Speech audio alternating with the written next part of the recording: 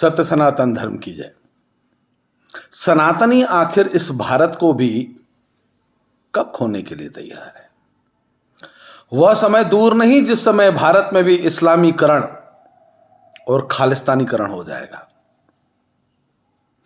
सच कह रहा हूं ये, क्योंकि आज जो परिस्थितियां इस देश के सनातनियों की हैं, जो कायरता का टीका लगाकर, लापरवाहियों का माला पहनकर अपने आप को सत्य सनातन धर्म की जय, सत्य सनातन धर्म की जय कहकर अपने आप को ढकोसलेबाजी से बचाने की कोशिश कर रहा है।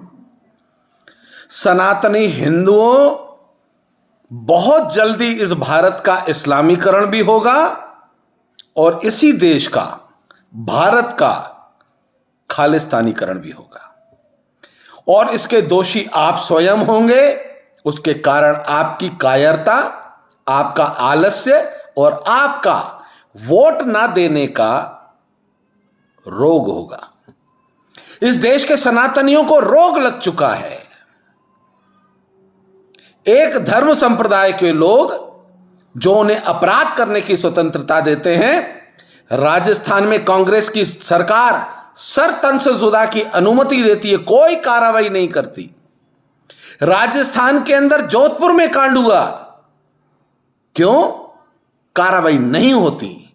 कारण कांग्रेस की सरकार 1947 से लेकर कांग्रेस भारत का इस्लामीकरण करने के अभियान पे लगी हुई है। निवेदन कर रहा हूं, अगर सनातनी हिंदू हो तो इस वीडियो को वायरल करना, इस चैनल को सब्सक्राइब करना। लोगों को लगता है कि अनिल मूलचंदानी का चैनल है, हम सब्सक्राइब करें, अनिल मूलचंदानी को क्या फायदा? मुझे कोई फायदा नहीं होगा, परंतु मरते समय इस दुनिया से जब जाऊंगा तो कायर नहीं कहलाऊंगा, डरपोक नहीं कहलाऊंगा। और यह आवाज प्रत्येक सनातनी तक पहुंचाना मैं अपना कर्तव्य समझता हूं। अगर आप भी अपना कर्तव्य समझते हैं, बोलिए मत, परंतु मैं बोल रहा हूं तो मेरे साथ खड़े रहिए। चैनल को सब्सक्राइब कीजिए, लाइक कीजिए और वीडियो को तुरंत फॉरवर्ड कीजिए। अपने कर्तव्य का पालन कीजिए। इस देश के अंदर हम रेवड़ियों की राजनीति में दरिंदे केजरीवाल को नहीं पहचान पा रहे हैं, क्योंकि सनातनी हिंदू स्वार्थी है। स्वार्थ के कारण ही भारत के, जो अखंड भारत था, उसके कई टुकड़े हो गए। क्योंकि स्वार्थ की लालच, कांग्रेस अंग्रेजों की बी टीम के रूप में जब भारत में फूट डालो राज करो की राजनीति कर रही थी, 47 में जो भारत के सनातनी हिंदू जानते थे कि इतिहास को तोड़ा मरोड़ा जा रहा है, परंतु स्वार्थ, कांग्रेस का नेता बनने की चुल, उस चुल में उन्होंने अपनी संस्कृति, अपनी सभ्यता और अपने संस्कारों का दोहन अपनी आंखों से देखा।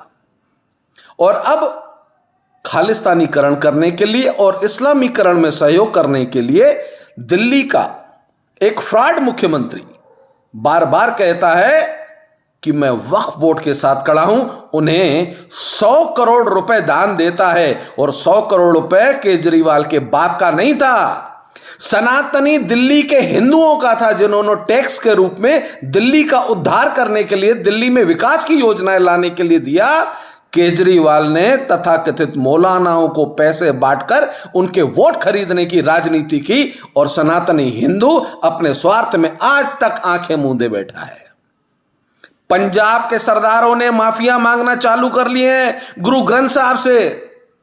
किस प्रकार से आपने देखा कि पुलिस प्रोटेक्शन के अंदर दरिंदे आते हैं, शिवसेना के नेता सूरी को गोलियों से भूनते हैं और वो खालिस्तानी चले जाते हैं, छाती चौड़ी करके कहते हैं हाँ हमने मारा है। और केजरीवाल के पिल्ले कुछ नहीं कर पाते। भगवंत मान खालिस्तान स्थापित करने के लिए पंजाब में बैठा है। जो सच्चे सिख हैं उन्हें पीड़ा है, उन्हें दुख है कि हमने छलावे में आकर, धोखे में आकर, केजरीवाल यह धोखा गुजराती नहीं खाएगा। इस गुजरात के लोगों ने जिन 2 सनातनी शेरों को केंद्र में स्थापित किया है, वो तुम्हारी जड़ें खोखली करने के लिए पर्याप्त है। ये केजरीवाल, कांग्रेस, ये दोनों मिलकर भारत का इस्लामीकरण और भारत का खालिस्तानीकरण करने के अभियान पर हैं और ये निश्चित सफल होंगे। मैं ये दावे के साथ इसलिए कहता हूं क्योंकि इस देश का सनातनी स्वार्थी ना तो वोट देने जाता है ना अपनी आंखें खोलता है। आपके पैसे का दुरुपयोग सरकारें करती हैं, आपके टैक्स से इस्लामीकरण करने का मिशन चल रहा है, आपको समय नहीं है। आप अपनी बेटियों को भागवत नहीं सुनाते, आप अपनी बेटियों को शास्त्रों का ज्ञान नहीं देते, आप अपने बच्चों को संस्कृति की संस्कार नहीं देते, और वो आखिर कब आंखें खुलेगी सनातनियों की? लव जिहाद के केस कितने बढ़ते जाते हैं। हर हिंदू बेटी जानती है कि इसके पहले 40 लड़कियों की हत्याएं हुई, उनकी लाशें बोरों में डालकर फेंक दी गई। फिर कहती हैं कि मेरा शमीम वैसा नहीं है, मेरा सोहेल वैसा नहीं है, ये तो बहुत अच्छा है। बेटियों, याद रखना, जिस धर्म की प्रारंभिक खतने से होती है, उन्हें काट पीट बचपन में दिखाई जाती है। उनका जिगरा इतना मजबूत है कि सर तन से जुदा करने में और मांस के टुकड़े काटने में उन्हें संकोच नहीं होता, और तुम एक मच्छर नहीं मार सकते। वो तलवार उठाकर तुम्हारे पीछे दौड़ते हैं, और इस देश का कायर डरपोक हिंदू सनातनी एक लठ हाथ में उठाकर उनके पीछे दौड़ता नहीं है। मैं इस वीडियो संदेश के माध्यम से देश के सनातनियों को बता चुका हूं, पुनः सुन लीजिए।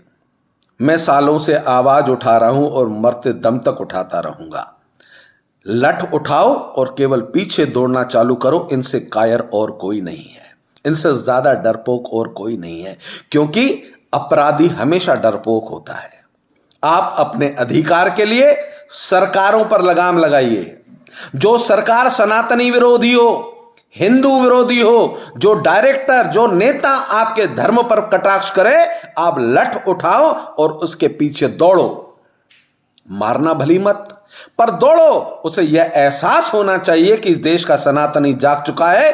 अगर अब भी नहीं जागे, जब देश का प्रधानमंत्री आपको स्वतंत्रता दे रहा है, बोल के नहीं देगा, लिख के स्वतंत्रता नहीं देगा, वो जिस प्रकार से सांस्कृतिक और इस देश की महत्वपूर्ण धरोहरों को स्थापित करता जा रहा है, खुद के ललाट पे तिलक लगाकर आपको दिखाता है, गले में रुद्राक्ष की माला पहनता है, आपको दिखाता है कि मुझे सनातनी होने पर गर्व है, आपका सनातनी शासक बनकर बैठा है। और तब भी अगर आप कायर बनकर बैठे रहे तो याद रखना, यह भारत का इस्लामीकरण और खालिस्तानीकरण होने में देर नहीं लगेगी।